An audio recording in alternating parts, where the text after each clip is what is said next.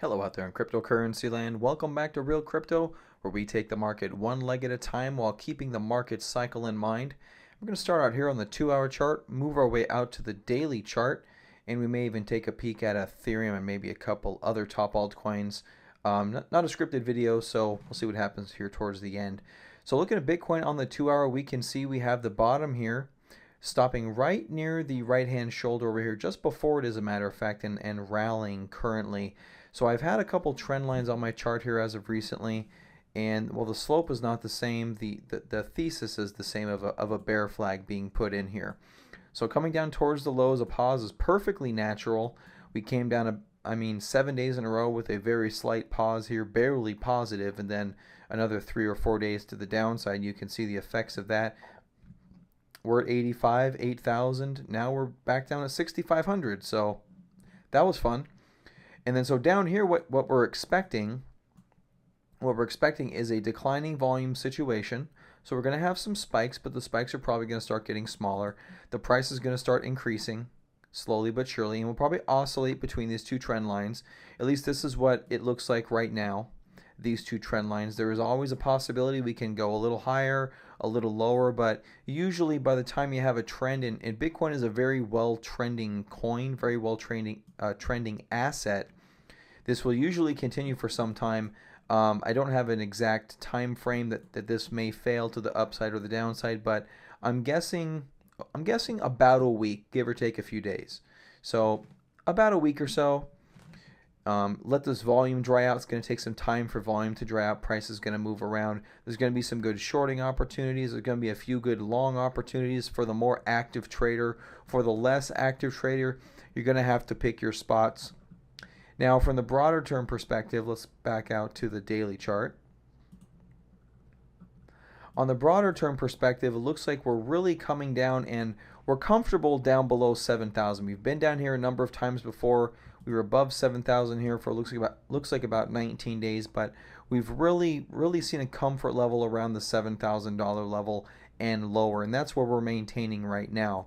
Okay, that's right where we are right now. Now, as this bear flag plays itself out, would anticipate further downside movement, and if you take a measured move perspective from this whole entire position, you have basically a very nice bear flag potentially forming here. Yes, I'm going to call it before it even happens. You can go ahead and sue me for that one. But if you do that, and let's just kind of extrapolate that Bitcoin stops up here, maybe towards 7,000. That gives us a target of about 44.27 to the downside out of this measured move. Okay, now that is the next leg in Bitcoin. So actually this is the next leg in Bitcoin, would be this consolidation, whatever form it takes. It could be a symmetrical triangle. It could be a bear flag. It could even turn into another inverted head and shoulders. No one knows for sure what's going to happen. But I think all we can do now for the foreseeable future is plan a trade around what the likely scenarios are. What are the probabilities that 5,800, that the 6,000 level holds again? How many more times are we going to test this level before it finally rolls over and breaks? There's a number. I don't know what it is yet. 1, 2, 3, 4, 5, 6, 7 times we've tested this 6,000 level. Even lived beneath it for a little while, not much, not a long time, but a little while. Actually, that's even a little bit higher than 6,000. Let's drop this right down to 6,000. That's $6,020. So you can see that we've tested this level a number of times, and we're perfectly fine living down here. So in time, this probably will break to the downside. All this pause does here is reload us for another sell-off. That's all this does. There's no other major bullish case for it. There's only one major bullish case that I see, and I don't really consider it a major bullish case. I actually don't have the indicator up here that I need. It's the RSI. And I don't put a lot of stock into this particular scenario. But the one thing that I do see on the RSI is a divergence. I see while we have lower highs here, we actually have higher highs right here.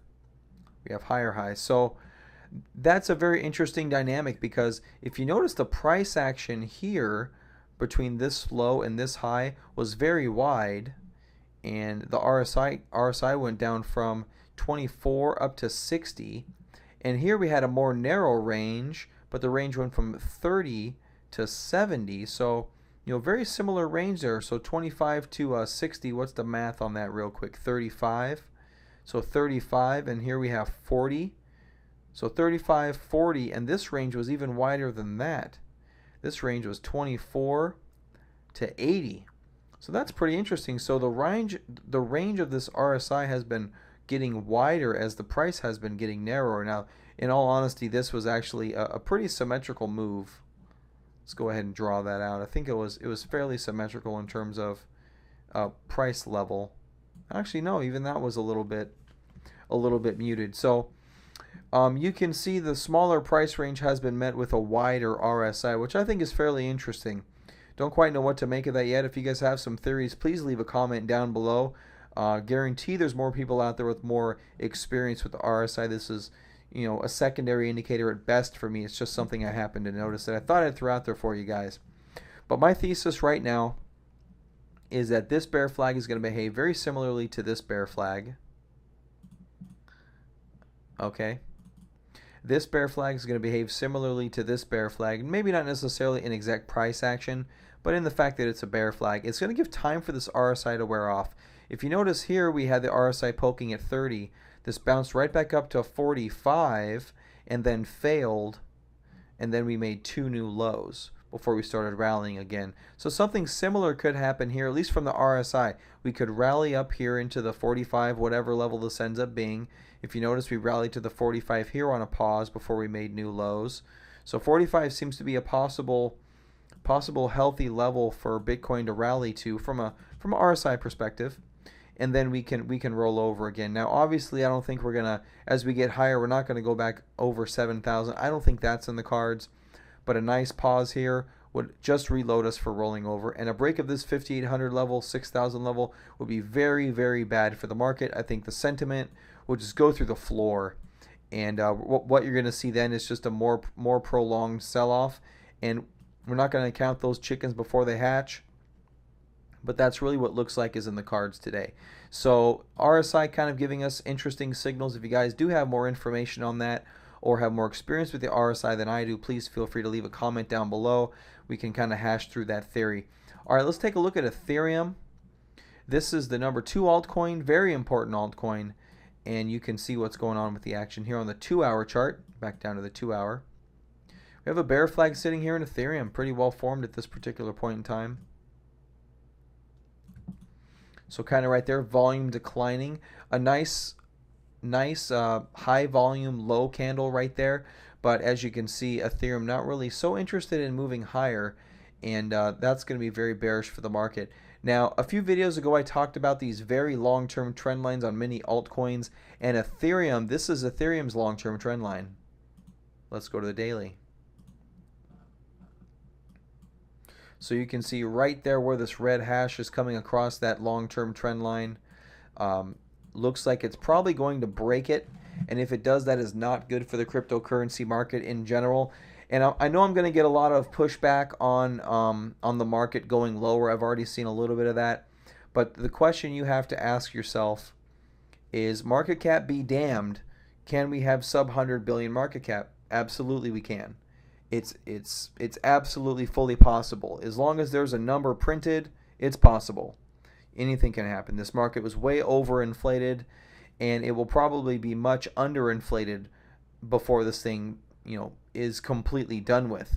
Now, Ethereum down here, I have a trend line that takes us to about $85 in Ethereum based on a measured move from here on this bear flag all the way down to here. It takes us about $85. I was asked a question earlier today from a Power Hour member, is that a spike low? Yes, I do think that the prints in these markets will be hit with a spike low, and then we'll bounce back up and consolidate. Very similar to the 2014 market, 2015 market that we've been discussing here at Real Crypto for quite some time. So Ethereum crossing this trend line would be very bad. Unfortunately, many other cryptos have already broken those trend lines. Ripple has already broken that trend line. You can see it right there. Well-defined trend line was broken. Bitcoin Cash getting close, if not on it. Nope, actually underneath it. Okay. Bitcoin Cash has already broken that trend line. EOS has broken the trend line right there. Lumens has broken the trend line, but there's a horizontal support that it's still respecting. Very, very strong action in Lumens. So there's Litecoin again. Cardano's has already been broken. Go down the list, guys, and these trend lines have been broken. Some more recently, some much earlier in the bear market cycle. Ethereum just starting to touch it. And we can go down this list, and all these trend lines have been broken. So the market is not in very healthy situations. This is a very long, very low sloping trend line in XMR. This is Monero.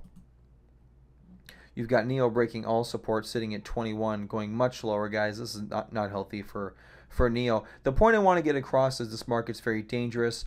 Also that more than likely Bitcoin's headed lower. No one, everyone's taking risk off the table here. There's no one willing to step in and buy these markets, and that's very dangerous. So again, in Bitcoin, I don't know if anyone's bullish, why they would be bullish down here. If you have an argument to that, also leave a comment down below. I'd love to have a little debate with you on that.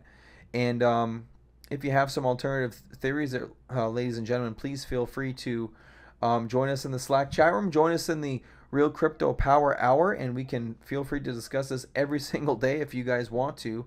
But yeah, so that's my video. That's pretty much all I got, guys.